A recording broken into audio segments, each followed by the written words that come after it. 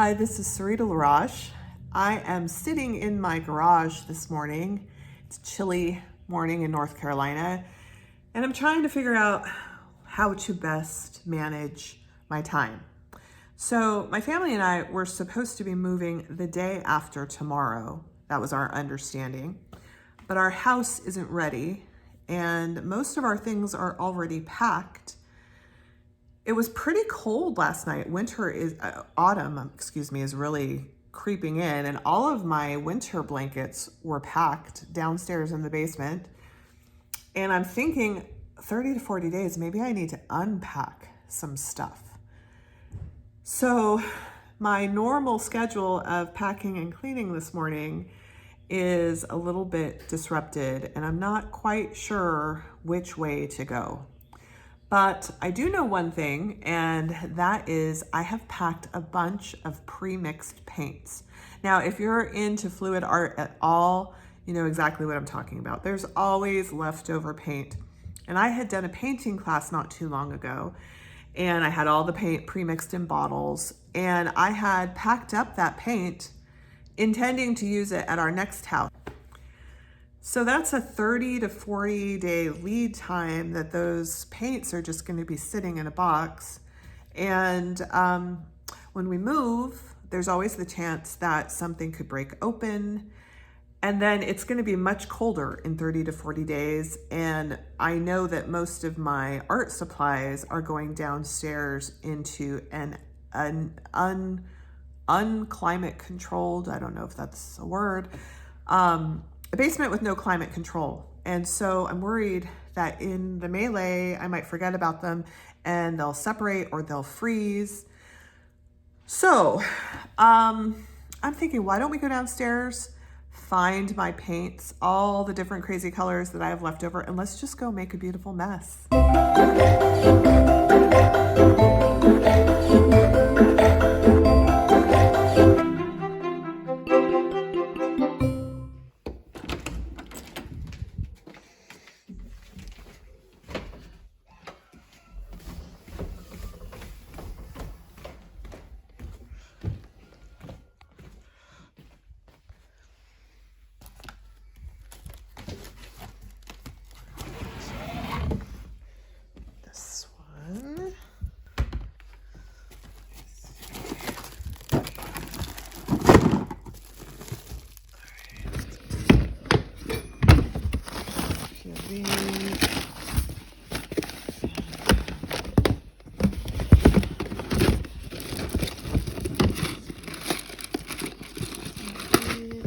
Okay, so we have raided the basement.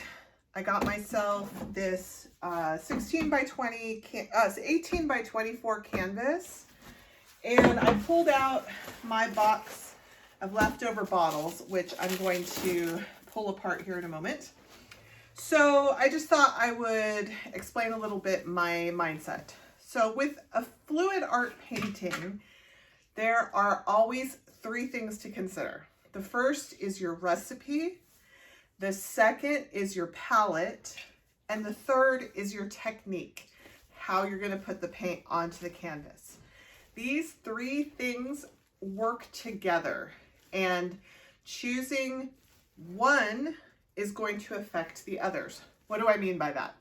So for example, you want to do a black and white palette, but you don't want it all to turn into gray. So if you chose a palette that was black and white, for example, you're going to want a thicker recipe so that those paints don't just bleed together. And then you're going to want to choose a technique which encourages interaction, but not the blending and turning into gray. So that's how the three things, recipe, palette, and technique, work together. So in this particular case, I already know my recipe. These are pre-mixed bottles that I do for my painting classes. They're made basically with 1 part acrylic tube paint. This is what I mean by acrylic tube paint. And then 2 parts or 3 parts of Floetrol. And that just depends on the brand of paint.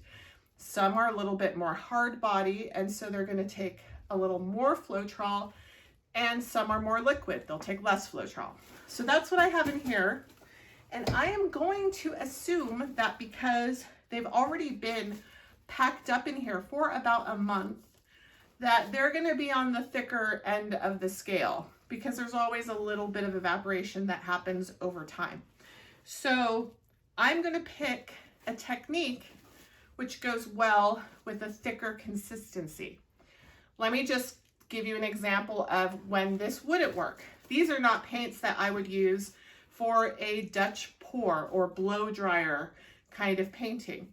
That would need to be a thinner recipe. So that's not a technique that I'll be using. I also have a really wide variety of colors in here, and since I want to use the maximum amount that I can to empty some of these bottles, I'm going to have a palette that has all kinds of different colors that maybe I wouldn't have put together originally. So that is going to affect what technique I use. And so today I'm going to use a sandwich pour technique. I think Sarah Mack is the one who coined that phrase, but basically we're just going to make layers of all kinds of ribbons of paint. So it should be really fun. I'm really excited to see the results. Let's prepare our painting surface.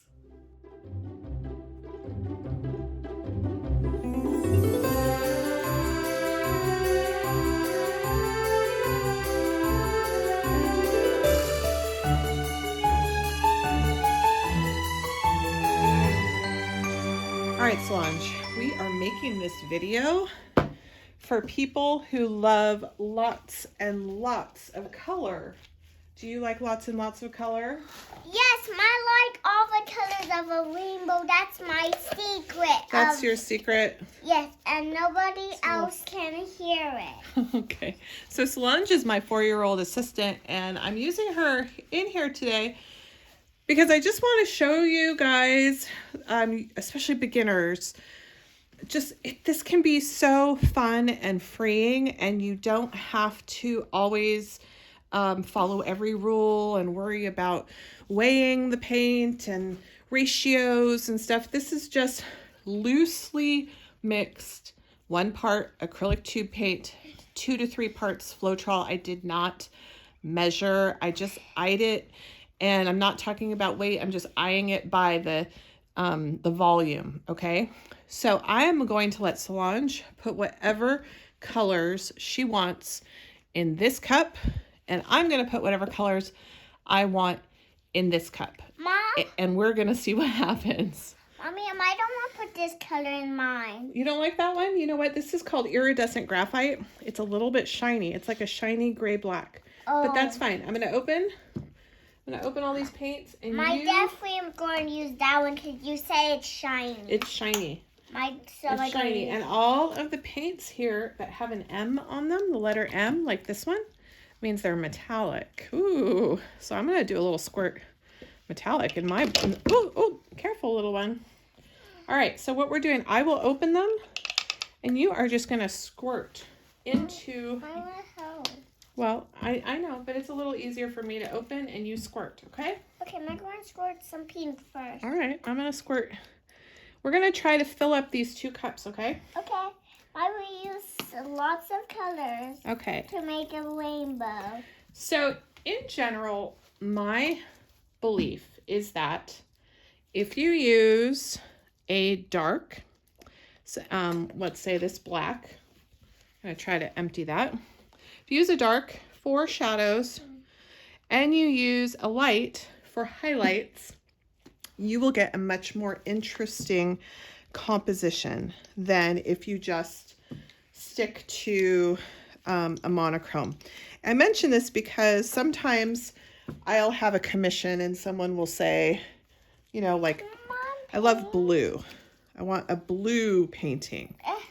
Well, while I can use... I'm having trouble with this one? Okay, here, let me help you. Well, here, I'm going to open it and then you can just pour it in, okay? This is one of my favorite blues. This is a nice dark blue. So even if I'm doing something that's supposed to be soft pastel. I'm going to throw in a little bit of a dark. Ooh, that's a lot. Okay, that's fine. I'm going to throw this one in here too. I'm going to throw in a dark for shadows. And I'm also going to throw in maybe some white, even though white is not part of the blue composition. The white is going to give me highlights. And it's the combination of shadows and highlights that is going to give you dimension. And some of your cells, they will actually even look three-dimensional because they have shadows and highlights. Yours pretty scared. Keep going. You're doing good. It's pretty crazy on yours. You know what? Mommy is trying to show our friends, our YouTube friends, that we can be a little bit crazy. Isn't that right? Sometimes when we're painting, we get a little bit crazy. Well, I'm going to just make a rainbow, noble one. Okay, well, go ahead. Keep adding. Keep on adding. I want to get what, like, your favorite color. I love to add metallics. Metallics are going to give you a little bit of a chemical reaction between the non-metallic paint and the metallic paint.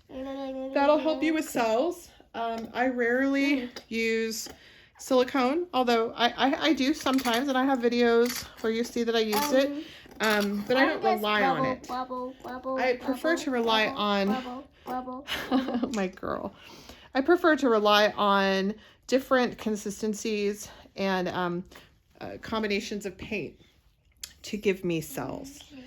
And part of that is because when you use something like silicone, then you should expect to clean up afterwards because there's always some residue. And I do always clean up my silicone paintings. Make sure there's no residue left over. I just get a little bit lazy because you have to wait for the painting to cure before you clean it up. And I'm not always that patient. I think part of what I like about this particular art form is the instant gratification. Here, why don't you move it a little bit this way so people can see all your colors that you're putting. They don't want to just see mommy's. They want to see yours too. Mine's almost done. Oh, yeah. Yeah. So they're going to watch you. And actually, because she is being so intentional with her colors, I think I'm going to put you guys on time lapse. But here is my cup. My crazy cup. Can't wait to see how this is going to look. Mine's not going to do crazy, Mama. Okay. I don't like crazy stuff. Oh, that was a big one. I have rainbow slime. Looks like rainbow slime. Yeah. Rainbow, rainbow slime. Ooh, ooh, ooh. Looks like that one's empty, huh? No. No, not empty? A little bit more? Here, I think that's good. Which color are you going to pick next? Ooh, how about this different pink? Yeah, sure.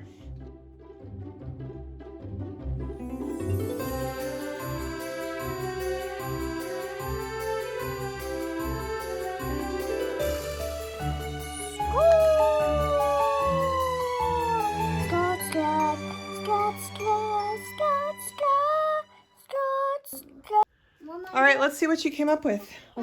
Let's show the camera. Mama, well, you're not on that level. I'm not on that level. Okay, so here's my daughter's cup.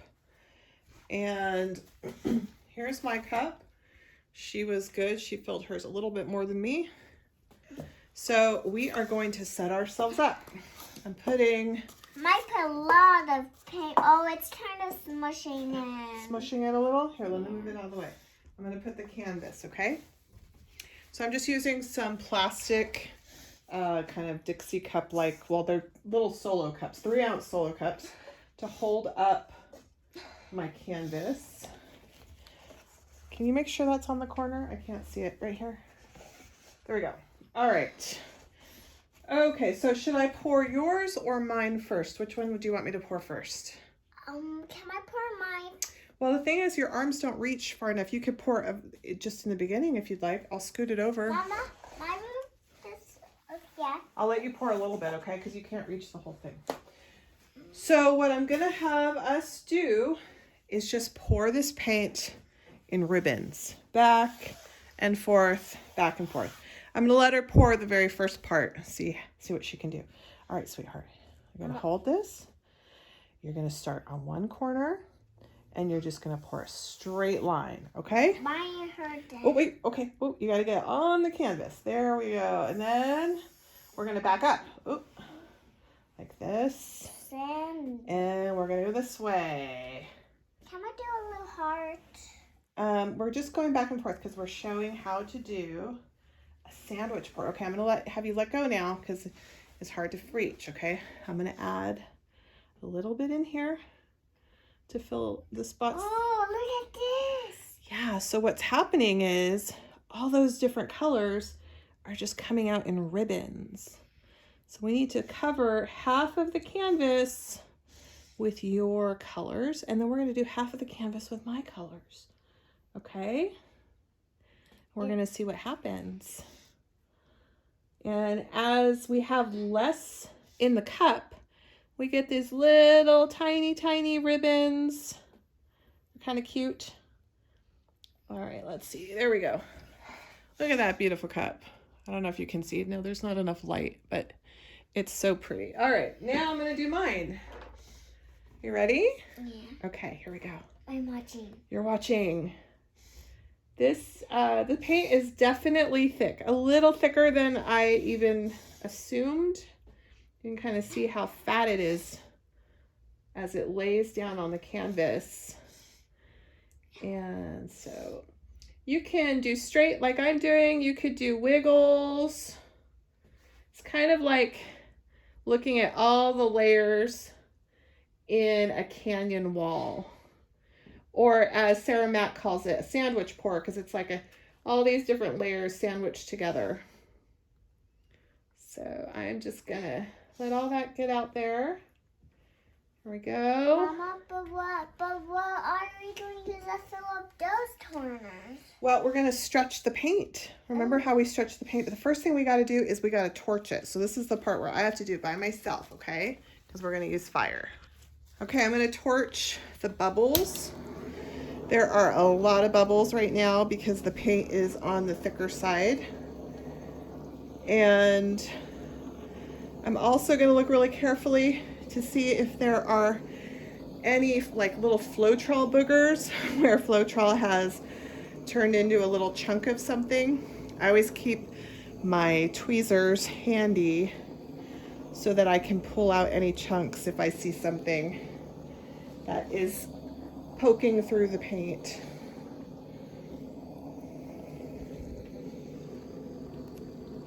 I can't turn off the camera because my fingers are in the gloves.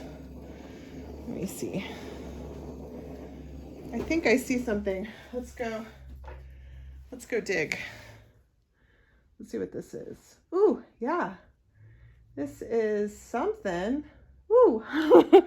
There we go. I caught something in there. I think it's actually a piece of plastic. That must have been, actually, I don't know where it must have been. So I'm looking now. Does anything need to get pulled out of there?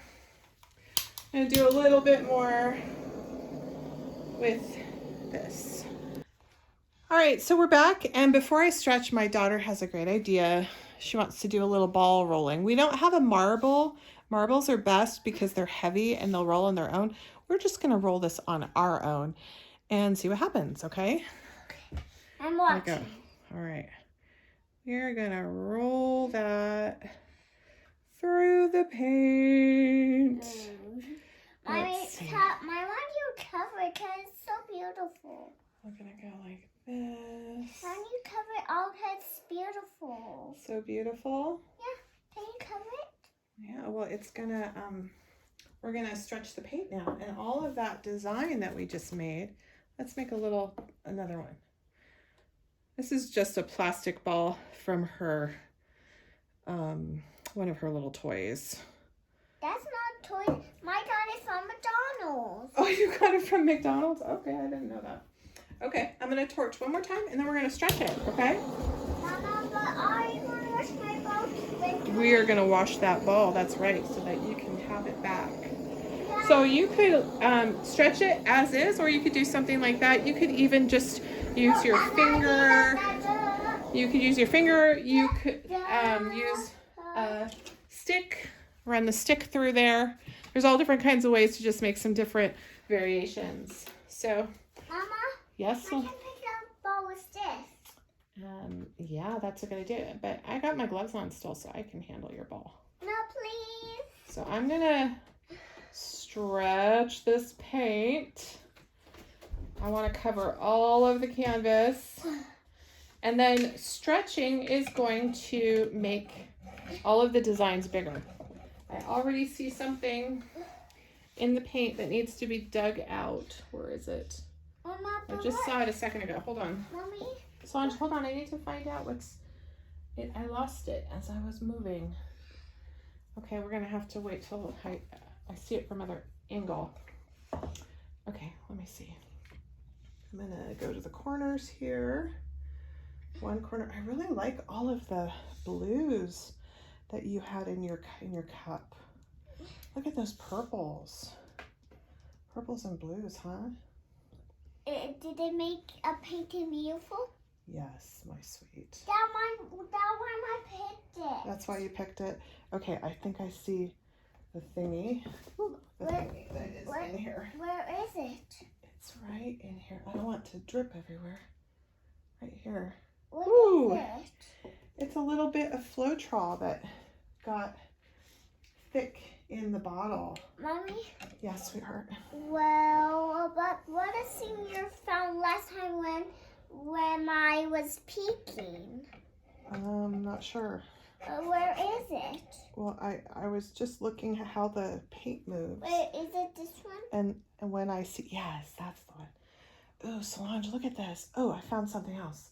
Something else is. Where is it? It's right here. Look. Woohoo! Something. I could see it. I know. You have to be kind of tricky. This is kind of an amazing painting, sweetheart. Mama, can I grab that up with your tweezers? Well, I'd say you can just look maybe with your eyes. I know sometimes it feels good to look with our fingers, but you already took off your gloves. It's better if you just look with your eyes. It's hard, Mama. I know, my goodness. Because that's why I play with paint, because I want to touch the paint too. I get it. I'm on your side. All right.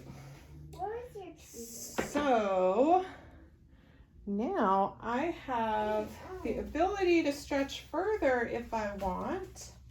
Oopsie. But I also don't want to distort everything. Mama, I got a little bit. Okay, well, that's what water's for. We'll wash your fingers after. I'm going to use a little bit of the paint that's here on the table to fill in the sides, but I'm liking this. You know, myself, I can be such a perfectionist, and people in my classes would never guess that because I'm like, be brave, just go for it.